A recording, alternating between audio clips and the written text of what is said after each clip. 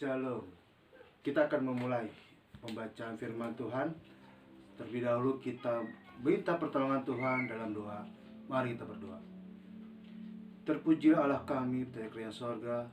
Terima kasih Tuhan atas penyertaan Bapa bagi kami semua Tuhan, jemaat-Mu GKI Sadai. Saat ini Bapa, kami akan mendengar firman Bapa. Biarlah Tuhan firman ini menjadi kekuatan bagi kami Bapa di minggu sengsara ke-7 ini Bapa. Dan biar Bapak kami memaknai firman Bapak dalam ibadah kami di rumah masing-masing. Berkati hamba-Mu yang akan menceritakan firman-Mu. Biar kuasa Bapak melingkupi hamba-Mu. Terpujilah nama-Mu yang kekal. Dalam anak-Mu Yesus Kristus kami berdoa. Amin. Bapak Ibu jemaat terkasih Tuhan, kita akan merenungkan firman Tuhan. Firman Tuhan yang mendasari bagi kita di minggu sengsara ke-7. Terambil dari Filipi pasal 2 ayat 5 sampai dengan 11. Demikianlah firman Tuhan. Hendaklah kamu hidupmu bersama, menaruh pikiran dan perasaan yang terdapat juga dalam Kristus Yesus, yang walaupun dalam rupa Allah, tidak menganggap kesetaraan dengan Allah itu sebagai milik yang harus dipertahankan, melainkan telah mengosongkan dirinya dan mengambil rupa seorang hamba dan menjadi sama dengan manusia. Dan dalam keadaan sebagai manusia, ia telah merendahkan dirinya dan taat sampai mati, bahkan sampai mati di kayu salib. Itulah sebabnya Allah sangat meninggikan dia dan mengaruniakan kepadanya nama di atas segala nama, supaya dalam nama Yesus bertekuk lutut segala yang ada di langit dan yang ada di atas bumi dan yang ada di bawah bumi, dan segala lidah mengaku Yesus Kristus Tuhan bagi kemuliaan Allah Bapa. Bapak Ibu jemaat terkasih Yesus Kristus, saat ini kita beribadah dalam minggu sengsara ke-7. Walaupun kita tidak beribadah dalam gereja, kita beribadah dalam rumah masing-masing. Biar ini menjadi makna kita, ini menjadi motivasi kita di dalam minggu sengsara ke-7 saat ini. Dan firman Tuhan yang akan kita renungkan di bawah judul Menyambut Tuhan dengan lidah dan hati bersih. Bapak Ibu jemaat terkasih Tuhan, dengan kata demikian Paulus menginginkan di suratnya kepada jemaat di Filipi, bahwa di jemaat Filipi banyak sekali terjadi adanya pengajaran sesat, adanya saling ingin menang sendiri, adanya saling ingin menguntungkan diri sendiri. Bahkan di saat Paulus menuliskan surat ini, banyak sekali yang terjadi dalam jemaat Filipi. Tidak adanya kepersatuan. Oleh karena itulah, sesuai dengan tema, bagaimana kita menyambut Tuhan dengan lidah dan hati bersih. Dan dengan pembacaan kita saat ini, LAI menulis di atas judulnya bahwa di situ adalah nasihat supaya bersatu dan merendahkan diri seperti Kristus. Artinya disitulah bahwa Paulus menginginkan bahwa jemaat di Filipi untuk bersatu, untuk tidak memenangkan diri sendiri atau mementingkan diri sendiri. Bahkan mereka harus memiliki rasa untuk saling tolong menolong. Bapak Ibu jemaat terkasih Tuhan, di minggu sengsara ke-7 ini bagaimana kita melihat, bagaimana kita merefleksikan pengorbanan Yesus Kristus di atas kayu salib. Bagaimana dia telah memberikan contoh, bagaimana dia telah memberikan suatu pengajaran bagi kita. Makanya Paulus menuliskan, khususnya di ayat 5 sampai dengan 11, inilah merupakan jalan hidup. Ini merupakan suatu contoh yang Tuhan Yesus Kristus pakai. Maka dalam Yohanes 3:16 berkata, karena begitu besar kasih Allah akan dunia ini, sehingga ia merendahkan anaknya, putranya tunggal, supaya setiap orang yang percaya kepadanya tidak binasa, melainkan beroleh hidup yang kekal.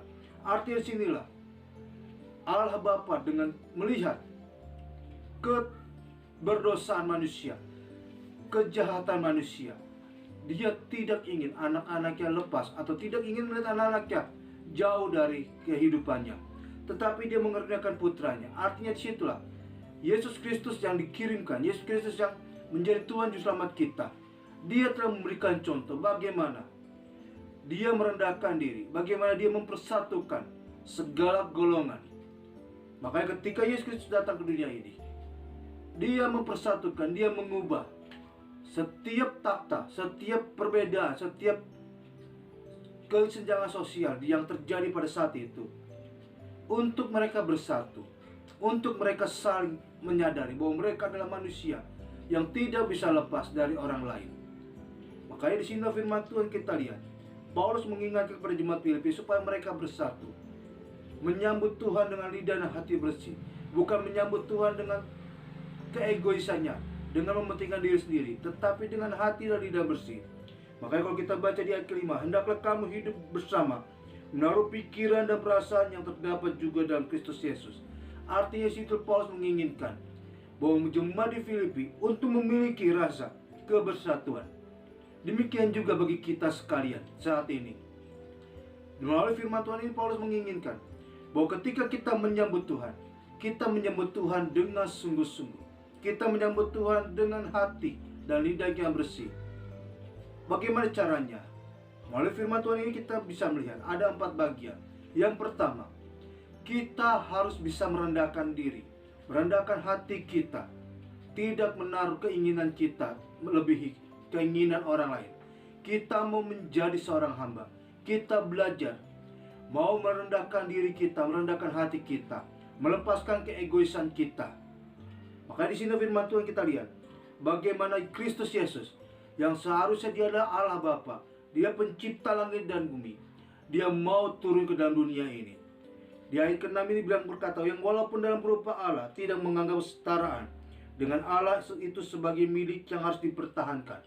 Artinya Allah Yesus Kristus yang sebagai Allah Bapa, Allah Anak dan pencipta langit dan bumi ini, dia mau mengosongkan diri, dia mau menundukkan, dia tidak merasakan atau mensetarakan bahwa diri dia sebagai Allah. Bahkan dia mau turun sebagai manusia. Disinilah kita lihat bagaimana kerendahan hati Yesus Kristus yang kita akan pelajari, yang kita akan lihat di minggu sengsara ke-7 ini. Dia mau merendahkan hatinya. Kalau Yesus Kristus tidak bisa merendahkan hatinya, pasti kita sebagai umat manusia tidak bisa lepas dari hukuman dosa. Kita tidak bisa lepas hukuman maut. Kita akan terus terbelenggu oleh dosa dan maut. Tetapi karena Kristus Yesus, karena cinta kasihnya bagi kita sekalian, dia mau merendahkan hatinya. Dia mau melepaskan kealahannya, menjadi seorang putra, seorang manusia yang berkorban bagi semua umat manusia. Disitulah kita belajar bahwa hidup kita sebagai manusia saat ini, kita harus belajar merendahkan diri kita. Kita tidak boleh merasakan, oh saya adalah orang yang terhebat, oh saya adalah pekerja gereja, saya adalah pelayan di gereja, saya adalah orang yang terbaik di pekerjaan. Berarti saya harus dikumandangkan, saya harus dipandang, saya harus ditinggikan. Itu tidak boleh. Artinya ketika kita menjadi pemimpin dalam gereja maupun pemimpin dalam pekerjaan atau dalam suatu golongan atau suatu perkumpulan, kita harus belajar untuk merendahkan diri. Keegoisan, keinginan atau kepentingan diri kita harus kita jauhkan. Maka di sinilah kita belajar bagaimana Allah yang sebagai juru selamat, sebagai pencipta langit bumi, dia mau merendahkan diri, dia mau turun tahtanya dan tidak mempertahankan apa yang dia miliki. Bahkan dia mau mati di kayu salib. Maka hal pertama bagi kita, bagaimana kita menyambut Tuhan dengan lidah dan hati yang bersih adalah kita mau merendahkan diri. Yang kedua, bagaimana kita bisa menyambut Tuhan dengan lidah dan hati yang bersih sesuai dengan firman Tuhan, khusus di pasal ke-7. Melainkan telah mengosongkan dirinya sendiri dan mengambil rupa sebagai hamba dan menjadi sama dengan manusia. Dan dalam keadaan sebagai manusia ia telah merendahkan dirinya dan taat sampai mati, bahkan sampai mati di atas kayu salib. Artinya di sinilah kita belajar. Di hal yang kedua, kita harus melepaskan keegoisan kita. Yang pertama, kita sudah merendahkan diri, kita harus melepaskan keegoisan. Seperti tadi saya bilang, kita harus bisa melepaskan setiap keegoisan dalam diri kita. Kepentingan diri kita sendiri kita lepaskan. Kita harus melihat kepentingan orang lain. Maka di minggu sengsara ke-7 ini, di saat-saat virus corona ini, kita belajar, kita dididik oleh Tuhan supaya kita merefleksikan diri kita. Apakah kita sudah melepaskan keegoisan kita atau belum? Ataukah kita ketika virus corona saat ini, kita lebih mementingkan keegoisan kita. Kita lebih mementingkan diri kita sendiri, tidak melihat orang lain. Makanya disinilah kita belajar Paulus menginginkan bahwa kita sebagai umat Kristen untuk merendahkan diri, untuk melepaskan keegoisan, untuk tidak mementingkan diri sendiri, supaya kita bisa merasakan kasih Kristus terhadap orang lain. Kita bisa menjadi cahaya, menjadi contohnya bagi orang lain. Oleh karena itulah Bapak Ibu jemaat terkasih Tuhan yang dikasihi Yesus Kristus, hal yang kedua ini menjadi dasar bagi kita, supaya kita menjadi orang-orang yang dipakai, orang-orang yang dipergunakan oleh Tuhan untuk kemuliaannya.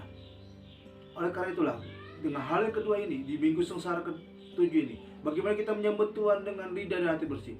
Kita harus melepaskan keegoisan kita. Kita harus mementingkan pribadi orang lain. Kita mementingkan pribadi golongan kita. Jangan keegoisan kita pakai, tetapi kita harus melihat sesama kita sendiri. Dan hal yang ketiga, dari pembacaan firman Tuhan ini, kita diajarkan bagaimana kita menyambut Tuhan dengan lidah dan hati bersih adalah kita bisa harus menjadi berkat bagi sesama. Menjadi berkat bagi sesama ini tidak cuma hanya kita hanya di dalam ibadah saja, tetapi kita bisa menjadi berkat di mana kita berada. Kita bisa menjadi berkat di saat-saat ini, berkat dengan orang-orang sesama kita. Baik perkataan, baik ucapan, kita bisa menjadi berkat. Kita bisa menjadi motivator bagi semua orang. Apabila ada orang yang sedang sakit, kita bisa memberikan dukungan. Jangan ketika ada orang sedang sakit, kita malah mensyukuri atau kita malah menambah penyakitnya. Tetapi ketika ada orang sakit, kita bisa mendoakan, kita bisa menjadi motivasi. Apalagi saat virus corona ini, kita bisa menjadi motivasi bagi orang lain. Jangan kita menjadi sarang hoax, sarang-sarang untuk menyebar berita-berita tidak baik. Tetapi ketika virus corona saat ini, kita belajar, kita bisa menjadi berkat.